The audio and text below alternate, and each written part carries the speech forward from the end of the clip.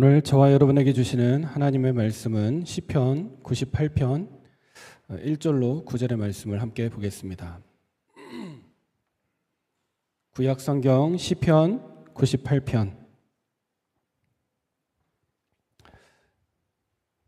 1절에서 9절의 말씀인데요.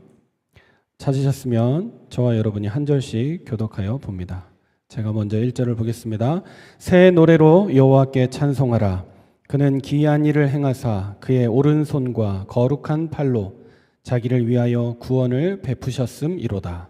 여호와께서 그의 구원을 알게 하시며 그의 공의를 문 나라의 목전에서 명백히 나타내셨도다. 그가 이스라엘의 집에 베푸신 인자와 성실을 기억하셨으므로 땅끝까지 이르는 모든 것이 우리 하나님의 구원을 보았도다. 온 땅이여 여호와께 즐거이 소리칠지어다. 소리내어 즐겁게 노래하며 찬송할지어다. 수금으로 여호와를 노래하라. 수금과 음성으로 노래할지어다.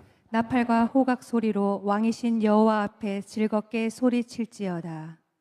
바다와 거기 충만한 것과 세계와 그 중에 거주하는 자는 다 외칠지어다. 여호와 앞에서 큰 물은 박수할지어다. 산악이 함께 즐겁게 노래할지어다. 끝절을 같이 합독합니다. 그가 땅을 심판하러 임하실 것이미로다. 그가 의로 세계를 판단하시며 공평으로 그의 백성을 심판하시리로다. 아멘. 오늘 2026년 8월 9일 주일 일부 말씀의 제목은 기이한 일입니다. 시편 98편의 본문을 가지고 하나님의 은혜를 저와 여러분이 함께 나누겠습니다. 오늘 주시는 말씀을 우리 마음속에 꼭 간직하는 저와 여러분 되길 바랍니다. 성경은 대부분 장으로 나눠져 있죠. 또 절로 구분되어 있습니다. 근데 시편만큼은 편으로, 교회 안에서 편이 있으면 안 되는데 편으로 나눠놨습니다. 원래 성경에는 장절도 없는데요. 그냥 하나의 두루마리로 또는 정리된 글로 돼 있는 것인데 우리가 찾아서 읽기, 저기 뭐 빌립보서 저기쯤 보십시오 이렇게 할 수는 없으니까요. 1장, 2장, 3장, 4장 우리가 읽기 편하려고 절로 구분을 해놨습니다. 시편도 지난주에 말씀 나눈 것과 같이 93편부터 99편까지는 여호와의 통치를 나타내는 시편이라고 했는데 원래적으로 따지자면 그런 의미들을 담은 글들이 쭉 연결되어 있을 것인데 그것을 구분하여 우리가 볼 수 있도록 정리가 되어 있습니다. 그래서 설교자로서는 너무 힘듭니다. 왜냐, 그 말이 그 말 같아가지고요. 계속 돌려막기 할 말이 없습니다. 이제 이렇게 막고 저렇게 막아봤는데 도저히 이건 또 무슨 말이냐. 새 노래, 지지난주에 새 노래 나왔는데 또 새 노래, 뭐 구원의 노래인데 준비하는 나도 식상한데 성도들이 들을 때 그렇게 들리지 않겠는가. 이 시편이 아시는 대로 시집이죠. 그래서 여러 편의 시를 묶어놨기 때문에 시편이라고 부르는 것이고, 예전에 찬송가가 없었던 시대에는 요 시편을 거기다 운율을 입혀서 약간 좀 뭐라 그럴까요? 연불하듯이 부르지 않았을까? 교회 안에서 이제 그렇게 불러졌던 것이 제대로 된 음악들이 형성되면서 찬송가가 나오고, 그러면서 이제 시편은 그냥 성경에 남겨져 있고, 예배 안에서는 교동문 할 때 시편을 많이 하죠. 그래서 이번 주 시편 98편 말씀을 보는 가운데 한 가지 눈에 딱 들어오는 그 문구가 뭐였느냐? 그게 오늘의 제목입니다. 기이한 일을 행하셨다. 뭐길래 도대체 무슨 일을 하셨는데 그 일을 기이하다고 하느냐? 사람이 행한 일도, 오늘 우리 초등부 아이들 교회 왔는데 뭐 봤어요? 뭐 새로운 거 봤어요? 뭐 봤어요? 수영장이 생겼죠. 그죠? 말씀이 선포되기도 전에 교회에 기이한 일이 생겼어요. 물 다 담아놓고 보니까 제가 침례교단으로 바꿔야 되나. 침례탕이 3개가 생겼는데 사람이 행한 일도 기이할 것인데 하나님이 행하셨다. 도대체 무슨 일을 하셨길래? 여호와는 어떻게 무엇을 통치하시는가? 기이한 일을 통하여 우리를 다스리시는데 오늘 말씀에 그는 기이한 일을 행하사 이렇게 표현하고 있습니다. 하나님이 행하신 기이한 일, 오늘 세 가지를 저와 여러분의 마음속에 붙잡게 되기를 바랍니다. 첫 번째입니다. 첫 번째 기이한 일이 무엇이냐? 하나님이 사람이 되셨다는 겁니다. 가장 놀라운 일입니다. 설명할 수 없는 일입니다. 하나님이 사람이 되셨다. 창조주가 피조물이 되셨다. 말씀으로 모든 것을 이루시고 명령하시고 살게도 하시고 죽게도 하시고 있게도 하시고 없게도 하시는 그분이 굳이 이유를 모르겠는데 왜 그분이 굳이 인간의 몸을 입고 이 땅에 오셨는가?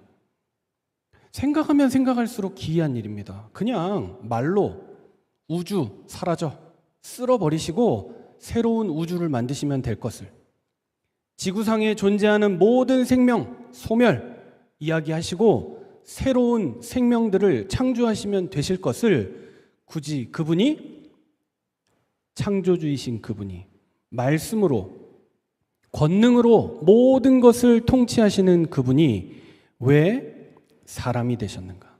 그분은 원래 어떤 분이십니까? 하늘에 계신 분이십니다. 창세기 1장 2절에 보면 수면 중에 영으로 운행하시는 하나님이셨습니다. 그런데 그분이 인간의 몸을 입고 이 땅에 오셨습니다. 그분은 어떤 분이십니까? 영원하신 분입니다. 시간의 구속이나 제한을 받지 않습니다. 그런데 그 하나님이 시간 속으로 들어오셨습니다. 어린아이의 생명으로 잉태되어 어린아이의 모습으로 사시다가 청년의 모습으로 사시다가 30세에 공생애를 시작하시고 33세에 생을 마감했습니다. 왜 이런 일이 벌어져야 되는 것입니까? 요한복음 1장 14절에 얘기합니다. 말씀이 육신이 되셨다. 하나님이신 그분이, 말씀으로 역사하시는 그분이, 눈에 보이지 않는 그분이 눈에 보이는 존재로 우리 가운데 오셨다는 것입니다. 이유는요, 우리 가운데 거하시기 위해서. 정말 기이한 일입니다. 아무리 생각해도 설명할 수 없는 일입니다. 왜 창조주가 피조물로 오셔야 했습니까? 무엇 때문에요? 간단합니다. 우리가 올라갈 수 없기 때문에. 우리가 하나님을 만날 수 없고, 우리가 하나님을 찾을 수도 없고, 하나님을 볼 수 없는 상태가 되었기 때문에 그분이 우리를 찾아오신 것입니다. 그걸 뭐라고 부르죠? 성육신이라고 합니다. 첫 번째, 하나님이 행하신 기이한 일, 이스라엘이 경험한 기이한 일, 그것은 그분이 구원자로 직접 인간의 몸을 입고 이 땅에 오셨다는 그 사실입니다. 창조 동산에 언약을 놓친 아담과 하와로 말미암아 우리가 죄 가운데 범하여 쫓겨남을 당하게 되었습니다. 죄 가운데 빠져서 흑암의 권세에 붙잡힌 인생과 세상을 건지기 위해 마리아의 몸을 빌려서 이 땅에 오신 것입니다. 구원의 신비요, 하나님의 능력이요, 하나님이 행하신 기이한 일입니다. 예수 그리스도는 누구십니까? 성령으로 잉태되었습니다. 남자의 씨로, 남자와 여자의 결합으로 이루어진 생명이 아닙니다. 하나님의 성령으로 잉태하사 동정녀 마리아에게 낳았다고, 그래서 우리가 고백하는 것이죠.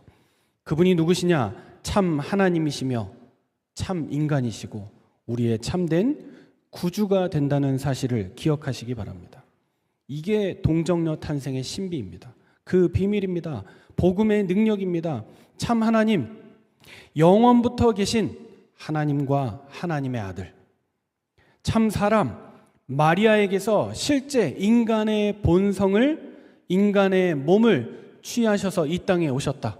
그래서 그분도 배고픔을 느끼셨고, 불쌍한 영혼들을 보면 애통하셨고, 불의한 일을 보시면 화를 내셨고, 모든 인간의 삶을 똑같이 십자가에 못 박히셨을 때 너무 아파서 소리를 지르셨고, 그 사랑하는 어머니를 보며 어찌할 바를 몰라서 눈물을 흘리셨고, 자기의 사랑하는 제자에게 그 어머니를 부탁하셨습니다. 무슨 말입니까? 자녀로서, 아들로서, 인간으로서 똑같은 감정을 가지고. 그분이 누구시냐? 죄 없으신 구주라는 사실입니다. 성령으로 잉태되어 죄 없는 인간의 몸으로 오셨다는 사실을 우리가 기억해야 합니다. 저와 여러분도 이 은혜와 축복을 받았다면 우리가 삶 속에서 자꾸 높이는 인생이 아니라 낮추는 인생이 됩니다. 상대방을 우리가 이해하고 배려하는 수준이 아니라 성육신의 은혜를 아는 사람이라면 상대방의 마음을 공감하게 됩니다. 품게 됩니다. 아, 이분이 힘들었겠구나. 어려웠겠구나. 외로웠겠구나. 내가 힘이 되어주고 싶다. 내가 도와주고 싶다. 내가 동무가 되어주고 싶고 내가 그 마음을 어루만지고 공감하고 싶다. 마음이 달라지게 돼 있습니다. 이게 우리에게 주시는 복음의 신비이며 말씀의 포인트입니다. 구원은 인간의 능력으로 만들어지는 것이 아닙니다. 절대 만들어낼 수 없습니다. 하나님의 약속과 주권적인 은혜로 하나님의 작정하신 성육신으로 말미암아 우리가 해달라고 한 거 아닙니다. 그분이 직접 인간의 몸을 입고 이 땅에 내려오시기로, 내려오실 때 동등됨을 취하지 아니하시고 아들의 몸을 입고 낮춰서 우리를 찾아오셨다는 사실이죠. 무슨 말입니까? 마리아의 능력이 아니라는 겁니다. 요셉의 힘도 아니라는 겁니다. 인간의 자연적인 능력도 아닙니다. 우리가 간절히 열망했더니 하나님 하셨더라. 그것도 아닙니다. 성령이 역사하셔서 하나님의 약속을 이루셨습니다. 한 주간 저와 여러분의 삶 가운데도 이 기이한 능력과 증거가 나타나게 되기를 바랍니다. 사람이 그러할진데 내가 힘들고 문제가 있고 어려운데 누가 공감해주면 조금 힘나잖아요. 사람이 해줘도 그런데 성령께서, 하나님께서 성육신으로 우리 가운데 찾아오셔서 너 그동안 진짜 수고 많았어. 그동안 참 잘했어. 그리고 지금 힘들고 어렵고 외롭고 낙심된 그 마음 내가 너와 함께한다. 세상 끝날까지 너를 내가 붙들 것이다. 내가 너를 사랑하여 지명하여 불렀다. 그러니 두려워하지 말아라. 이 약속의 말씀을 저와 여러분의 마음속에 품는 하나님의 은혜와 주권적인 역사가 나타나는 한 주간 되어지기를 주의 이름으로 축복합니다. 두 번째 기이한 일입니다. 더 놀라운 일입니다. 우리와 함께 하시기 위해서 사람이 되셨다. 그럴 수 있죠. 그분이 낮추셔서 우리를 찾아오셨습니다. 너무 공감되는 일입니다.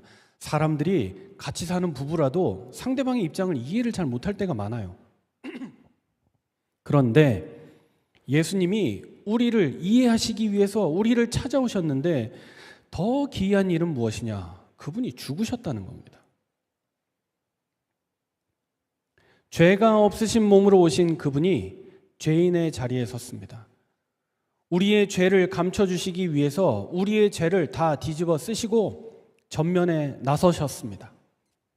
의로우신 분이 불의한 자를 대신하셨습니다. 우리의 모든 허물과 죄를 그분이 다 뒤집어 쓰시고 짊어지셨습니다. 우리의 연약함도 그분이 다 짊어지셨습니다. 그런데 더 놀라운 것은 생명의 주인 되신 그분이 십자가에서 죽으셨다는 겁니다. 창조의 근원이시고 생명의 능력이 되시며 생명의 생명이 되시는 생명의 능력이 뭡니까? 영원입니다.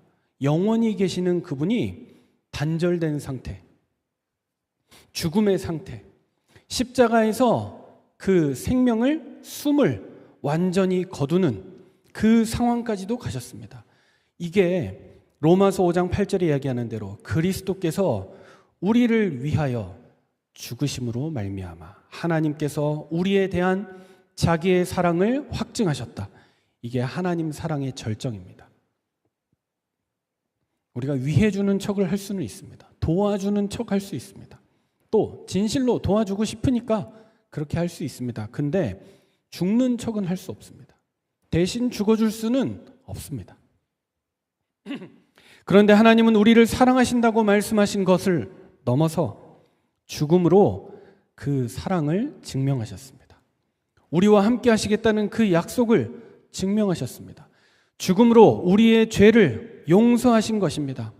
그분이 누구십니까? 완전한 하나님과 완전한 인간이신 그분. 이게 구원의 조건이죠. 인간은 인간의 죄를 대속할 수 없습니다. 내 죄도 많은데 남의 죄를 위해 한다. 불가능합니다. 열심히 노력하고 대가를 치르고 희생을 할 수 있습니다. 뭔가를 얻어낼 수는 있습니다. 그러나 완전히 끝낼 수는 없습니다. 그래서 완전한 하나님이시며 완전한 인간이신 그분이 하나님의 사랑을 우리 가운데 보여주셨는데 그 증거가 무엇이냐? 죽음의 자리에 직접 처하신 겁니다. 그분이 우리의 죄를, 인류의 죄를 십자가에서 다 짊어지시고 담당하시며 모든 것을 해결하셨다. 생각할수록 기이한 일입니다. 아니, 생명이신 그분이 왜 꼭 죽어야 합니까? 이런 연기가, 이런 장면이 가능한 겁니까? 세 번째 기이한 일입니다. 사람들은 예수님이 십자가에 죽었을 때 그분이 십자가상에서 모든 것을 다 이루었다 이 말씀을 하셨을 때 여기가 끝이구나, 십자가를 끝이라고 생각했습니다. 그런데 복음은 십자가에서 끝나지 않았습니다. 예수님이 부활하셨습니다.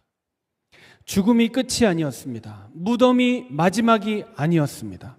예수님께서 죽음을 깨뜨리시고 그분이 함께 계시다가 승천하셨습니다. 승천하시면서 마지막 약속을 제자들에게, 주의 성령을 사모하는 자들에게 약속을 주셨는데 우리에게 보혜사 성령을 보내주시겠다 주님이 분명히 약속하셨습니다. 주님은 부활하신 몸으로, 부활하셨다 이 말은 무슨 말이죠? 지금도 살아 계시다 이 말이죠. 우리가 믿는 하나님은 죽은 하나님이 아니에요. 죽었던 거를 예수님 살아있는 동안에 잘 말씀해 주신 거 다음 세대들이 정리해 가지고 우리가 이걸 믿음으로 삼자 이 정도가 아니라니까요. 다 죽은 걸 믿잖아요. 그 시대의 정신을 믿는 거잖아요. 기독교만큼은 하나님이 지금 살아계시다. 예수 그리스도 부활하셨다 이 말은 살아계시다 그 말이에요. 살아계신데 그분이 어디 계셔야 됩니까? 백악관에 계셔야 될까요? 청와대에 계셔야 될까요? 저 가난한 아프리카에 어려운 나라에 계셔야 될까요? 어디 계셔야 될 상황이 아니기 때문에 그분이 승천하셔서 하늘 보좌에 계시다는 사실이죠. 그 주님은 지금도 살아계시다.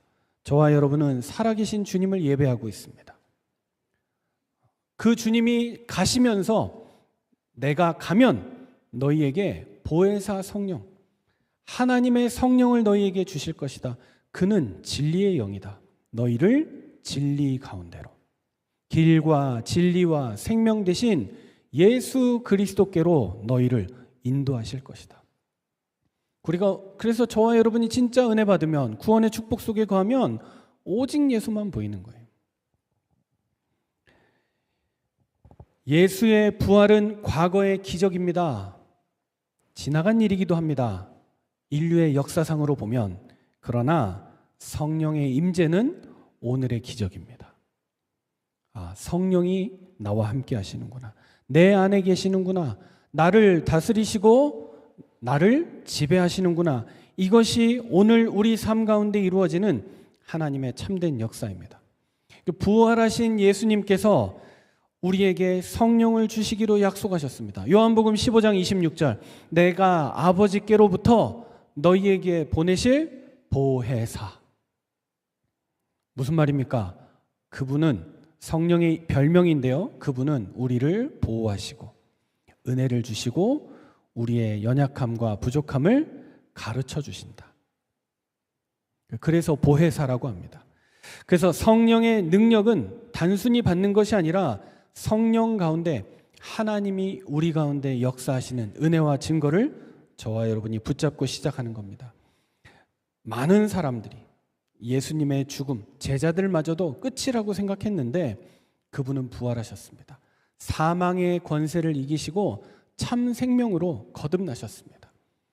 죄 가운데 빠져있는 모든 인류의 연약함을 다 담당하시고 지옥까지 내려가셨다가 그분이 승천하셨다. 그래서 저와 여러분을 천국 백성으로 끌어올리신 겁니다. 우리는 예수 믿고 구원받은 하나님의 자녀 되었죠. 죽으면 어디 가요? 하나님 나라 가는 거예요. 그러면 예수 믿고 천국 가면 땡인가요? 아니요. 이 땅에 사는 동안에 성령의 내주, 우리 안에 계시는 성령의 인도, 성령께서 우리의 삶을 이끌어 가시는 그 축복, 성령의 역사, 성령께서 가는 상황 가운데 문제와 위기 때마다 성령으로 역사하세요. 마지막, 성령의 충만, 우리의 삶을 성령으로 충만한 삶으로, 그것이 가득한 삶으로, 그래서 기쁘고 감사하고 반갑고 즐겁고 예배가 너무 행복하고 이 은혜 가운데로 우리를 부르신 줄 믿습니다. 그러면 결론이 하나 남습니다. 그 이후 무엇입니까? 기이한 일 이후에 우리 삶 가운데 벌어진 일. 에스겔서 36장 26절에 얘기합니다. 또 새 영을 너희 속에 두고 새 마음을 너희에게 주되. 분명히 약속하셨어요. 새 영을 주시겠다.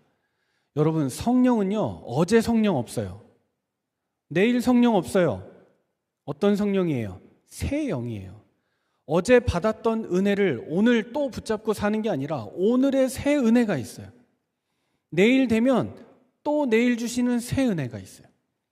우리의 삶 가운데 새로운 시작이 날마다 일어나는 겁니다.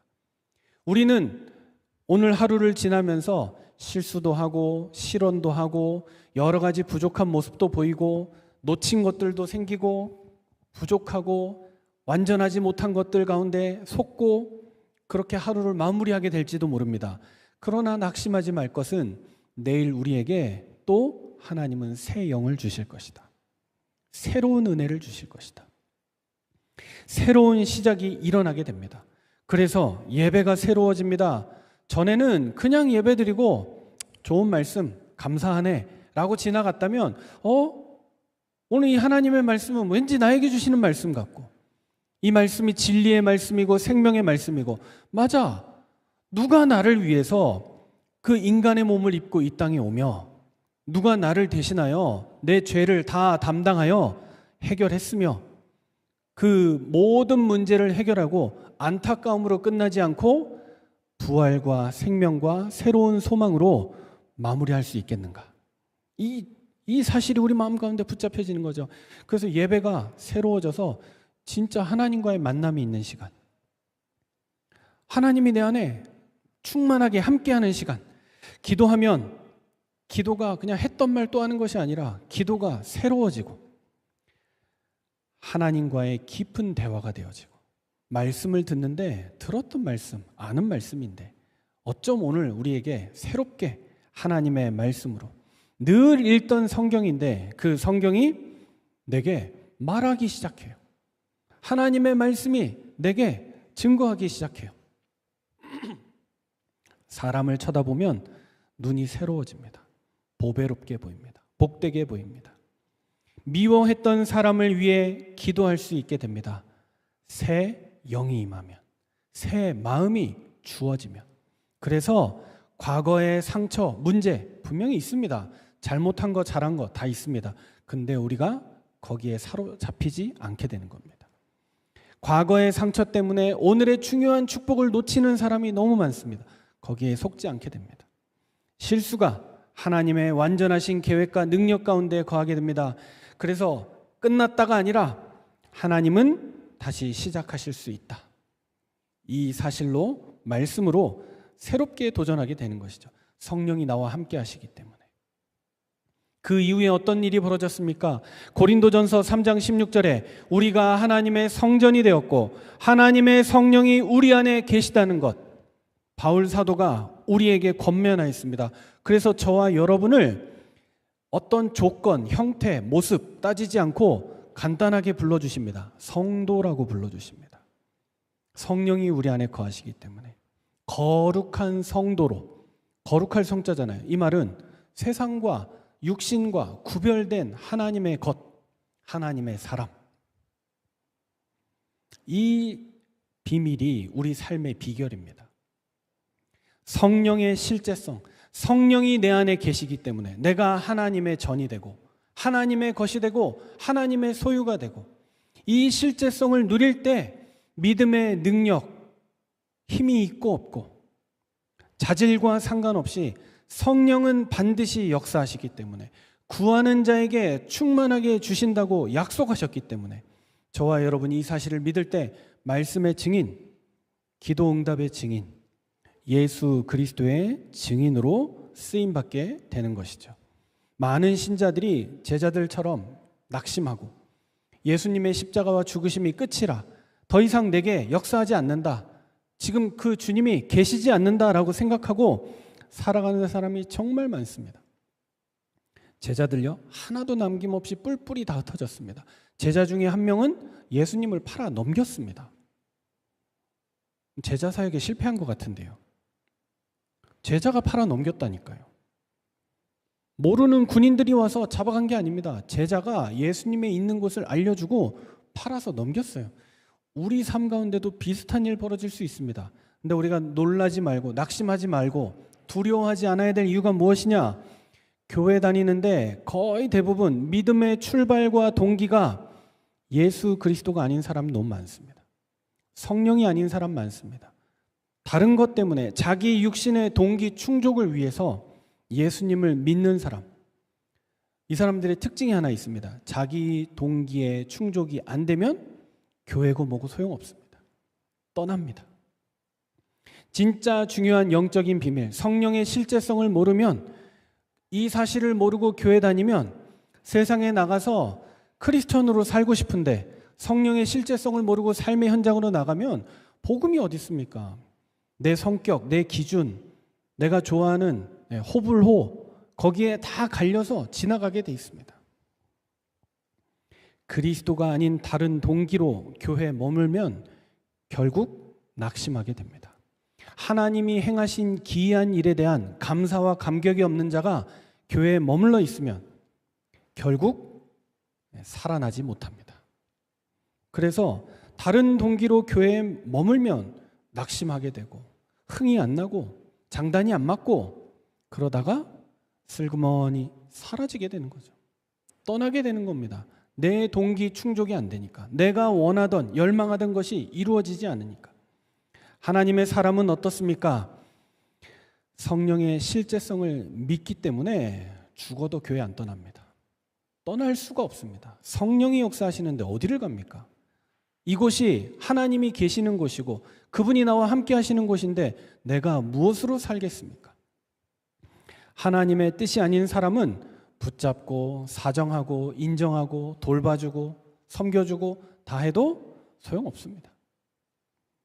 그래서 저와 여러분이 하나님 앞에 서야 합니다. 성령의 실제성을 믿으면서 마음에 안달이 사라지고 불안이 사라지고 하나님의 참평안과 하나님의 도우심과 하나님의 인도하심이 넘치는 저와 여러분의 삶이 되기를 바랍니다. 오늘 시편 98편 이야기합니다. 우리의 삶에 한계가 부딪힐 때, 야, 이게 끝인가? 아닙니다. 기이한 일이 남아 있습니다. 하나님 하실 일이 남아 있습니다. 우리는 그 사실을 믿는 사람들입니다. 하나님은 우리의 상황을 정확하게 아십니다. 사람이 되셨습니다. 예수님이 십자가에서 대신 죽으시고 죽음으로 다 해결하셨습니다. 예수님은 부활하셨습니다. 마지막 약속이 우리에게 실제로 남아 있습니다. 성령을 주시겠다. 오늘 교회 점심이 없습니다. 당황하지 마시고 성령과 함께 하시는 식사의 시간 되기를 바랍니다. 오늘 아이들은 그냥 성령이 충만한 것 같습니다. 보따리 2개씩 들고 온 거 보니까 얘네들은 작정하고 온 것 같습니다. 무엇을 하든지 성령의 충만함을 누리는 시간 되기를 바랍니다. 동기 충족이 아니라 성령 충만. 성령이 오시면 모든 것이 새롭게 시작될 줄로 믿습니다. 기도하겠습니다. 하나님 아버지, 사람이 할 수 없는 기이한 일을 행하신 우리 주님을 찬양합니다. 우리 안에 성령으로 함께 하셔서 끝이라고 생각했던 그 자리가 새로운 시작의 방향이 되게 하여 주옵소서. 오늘도 성령의 실제성을 믿으며 주님만 의지하고 우리의 삶으로 주의 기이한 일을 증거하는 복된 삶으로 주님 인도하여 주옵소서. 살아계신 주 예수 그리스도 이름으로 기도하옵나이다. 아멘.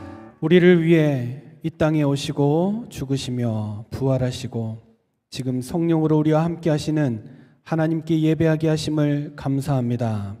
구원의 기이한 일을 행하신 주님의 은혜에 감사하며 온전히 주님께 예물을 드리오니 우리의 삶과 물질을 기쁘게 받아주시고 드려진 예물이 복음과 영혼 살리는 일에 귀하게 쓰임 받도록 주님 축복하여 주옵소서.